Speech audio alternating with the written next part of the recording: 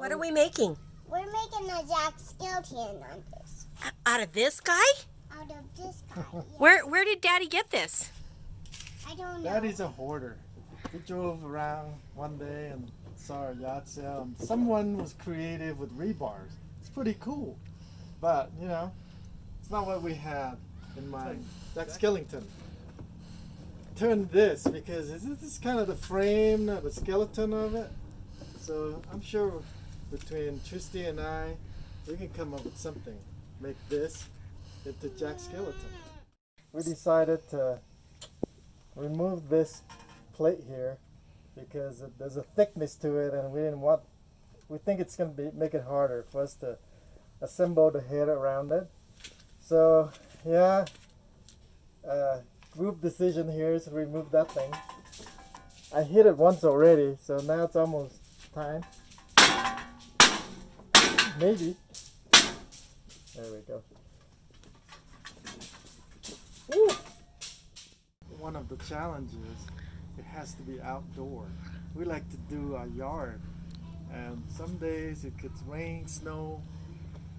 You know, everybody can just go down to Home Depot or Halloween store and buy something and just plug it in and be done, but we like to take on challenges.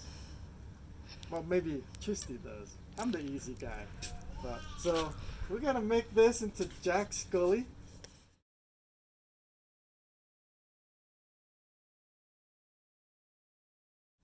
So what'd we do first? This is a sample of Tristy's handiwork. Pretty nice, huh? She carved this foam, and it's black because this is sort of a primer. We sprayed it with plastic dip, of all things, that our son used to spray his wheels on his bicycle car. And the reason we did that was because we're a little afraid. We'd heard from our friend Paul that built the 8-foot outdoor spider on our site. We heard that fiberglass can go right through styrofoam. So we're hoping this will protect it, but again, who knows? So we're gonna try fiberglassing everything because it could stand up to weather. Sounds good. Fiberglass, lightweight also. This thing's pretty heavy already. Okay.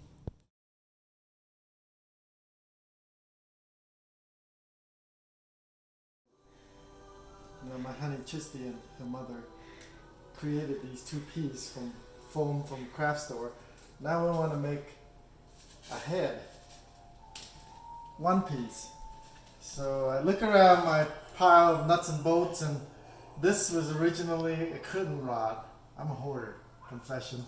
Cut it into 6-7 inches, and we're gonna go connect them with this to hold it together. Yeah. So they could stay together long enough for me to epoxy around it. That's the plan anyway. So next step, I trace the shape of the sprinkler pipe I'm going to use. Did on both. You know, could be a better way, but on the go, on the fly, it is what we thought of. So that's going to go over the pipe, sandwich in there, and hopefully you just put it in over the top.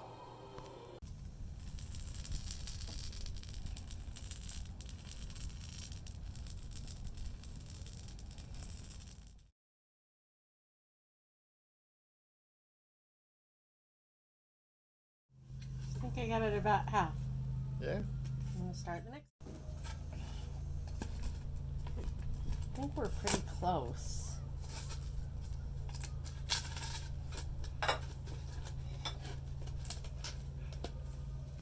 Okay, so I'm trying it on. I have hollowed it out with the soldering iron.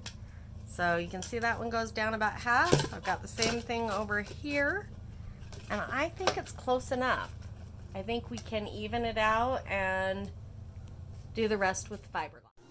So originally I was going to line everything up with a wood dowel, but now with that in there, it's going to be tough to line everything up. So again, we're just going to plan as we go.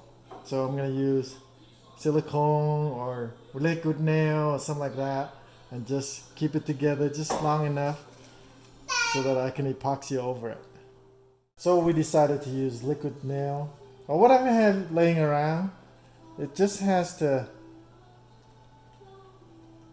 keep it together temporary.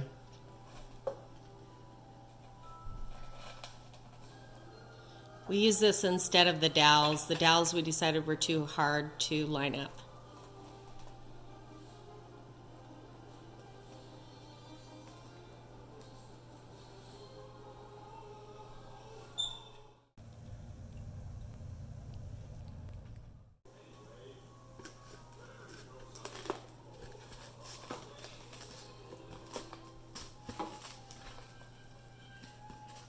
Just needs to hold till we epoxy over.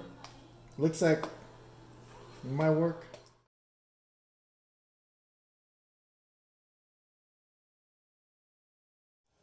Okay. We're gonna fill the cracks of the two-piece head with Bondo. Bondo is classic. Everybody knows putty. And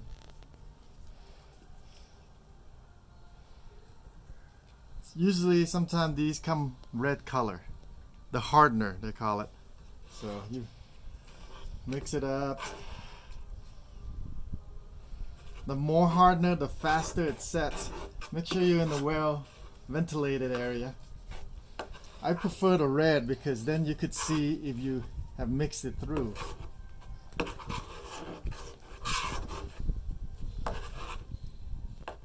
Looks like cake frosting. Looks so yummy.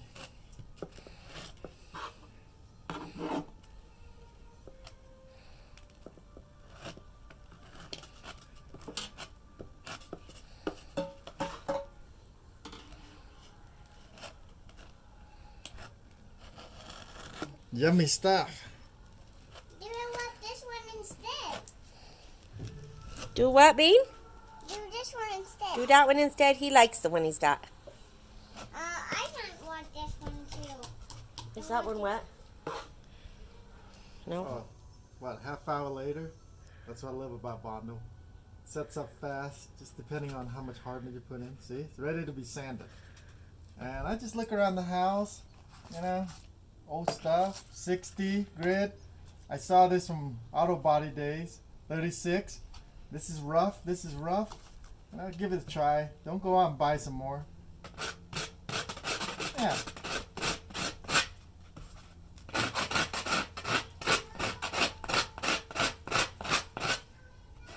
Looking pretty good. There's a baby complaining about my noise in there.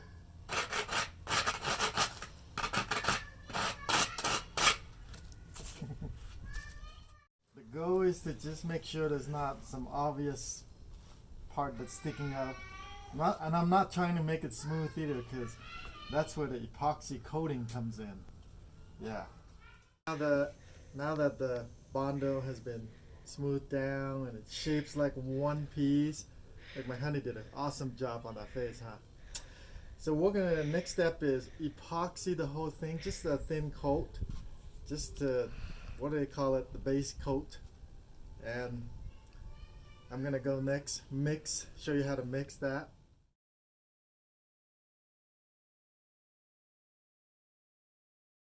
Ready to mix the epoxy solutions.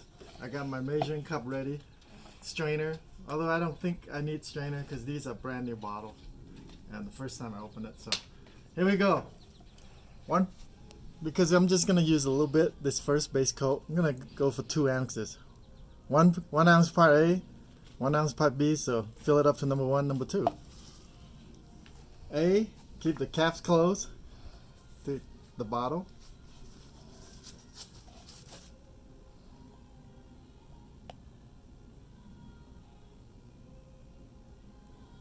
Oh yeah. Part A. You're about 1.5. Am I? Uh-huh. So you're going to want to do like 1.5 of the other. Okay. Actually, Yeah. you're almost to 2. Wow. You're at least 1.5. Okay. Okay. So go up to 3. Amateur here. Go up to 3. Yeah, go up to 1, 2, 3. I went too fast, didn't I? So live and learn. Little tiny bit more. Little tiny bit more. Let's get these Go. things from your takeout foods. That's a good, now you can justify why you saved it. I got the head. I got the head. You do? Yeah. Okay, hold him holding careful. Game plan. Alright, the game plan is we're going to put on a coat of epoxy. But before that, it's good to think it through. And, you know, from all the videos on YouTube I watch, is make sure you tarp the whole place. It's going to drip. It will drip and make mess of your floor. So we did that. A lot of hours for the epoxy to dry and cure. So you got to think about where it's going to dry and where it's going to drip. So I'm thinking it's going to drip there. And this spot looks perfect for me to put it when it's drying. Right there. You got clothes that you can part with. Pick a shady, cool spot. Oh, so hot here in Utah. So.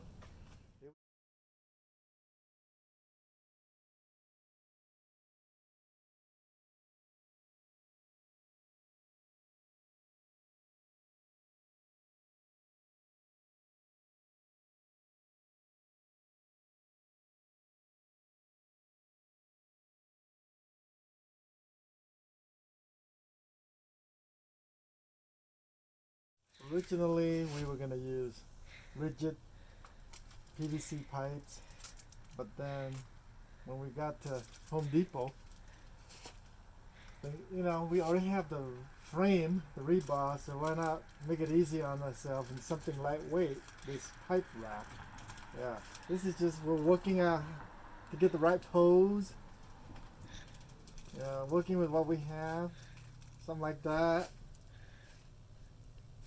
Yeah. Yep. Looks good. Start.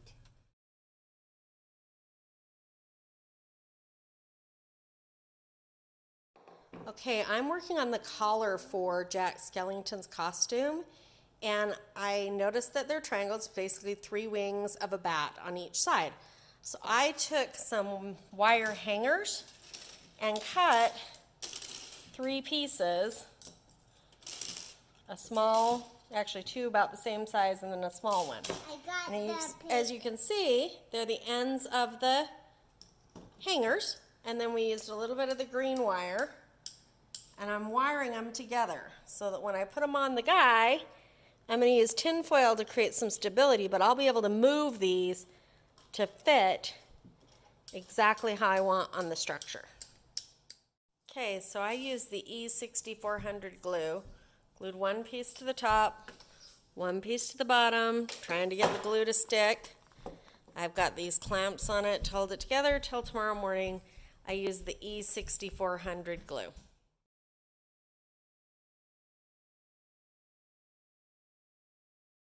Okay, so the white is dry, and I've just painted the eyes and the nose with the black. I'm about ready to work on the mouth, so I'm adding back in the black detail now that the white is dry. Preview time of the Jack Skelly head.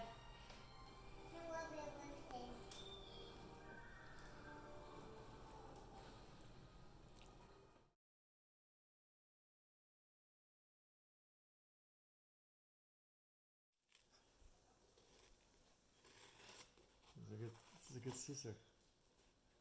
Since the back of the Jack Skellington is very flat, we're going to add some foam to hold his jacket out. Jet's cutting the foam to fit right now. I will freely admit I don't sew. So all I did was cut a section of the vinyl here, left enough that I thought I could stabilize it with the glue, and cut here, cut some strips to be able to fold it over, cut another strip here to be able to fold it over, and now I'm going to freehand the tails in the back. Okay, we've put all the stripes on the suit now, and now we're working on building a lapel. Jet's kind of freehanding it. Yeah, and it, you know, just scrap pieces, cut it into shape. There's no wrong or right. Yep, and we're going to glue it down with the liquid nails. Yep. Okay. Of the lapel down with liquid nails, and then kind of just taped it with painter's tape so you can remove it once it's dry.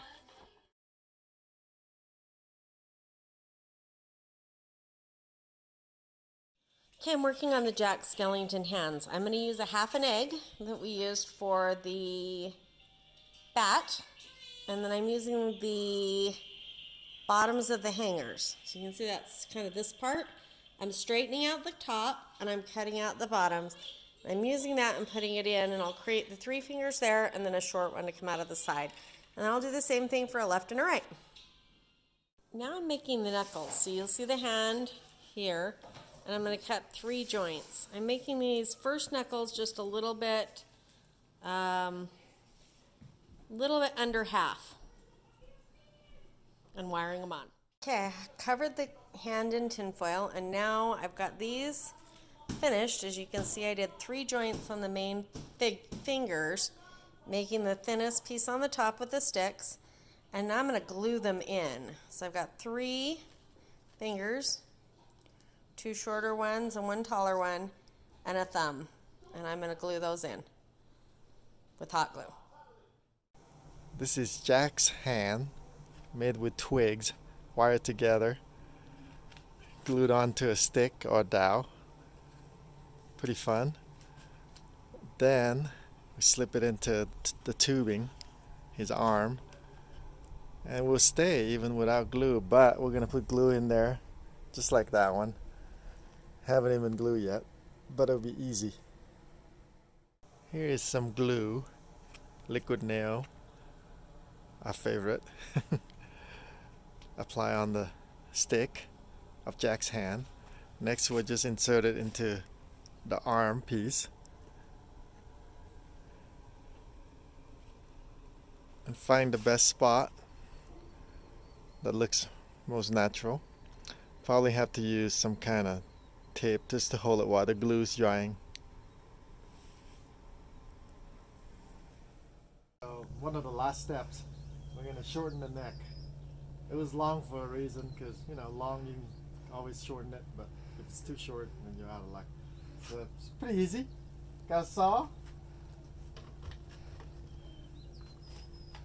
I'm cutting it on an angle, you'll see, so that it doesn't turn in the wind or kids.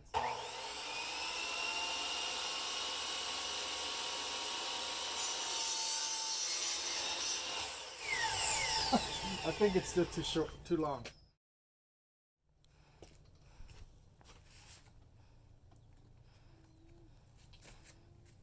Oops. Yes, it's still too long. Okay.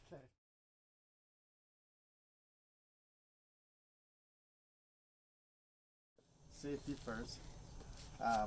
Take an old pair of boots. I got so many. Gotta sacrifice one. I'll go to the Salvation Army, get one. Look at this shape I'm trying to put the shoe on. What I did is I cut it like that. With a table saw, right? Yeah, with a table saw. And still look like I can shoe intact. So.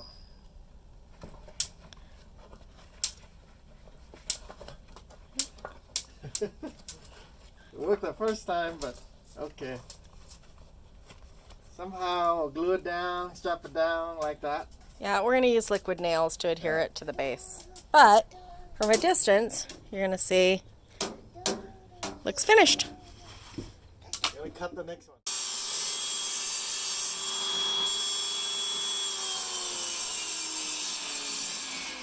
Finish the cut.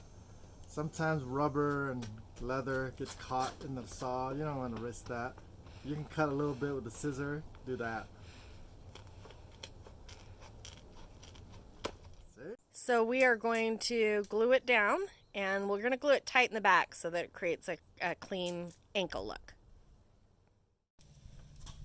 What is that, Goose? It's safety gear. It's safety gear to protect what? So you can't get bugs in your eyes. Ha ha! You know.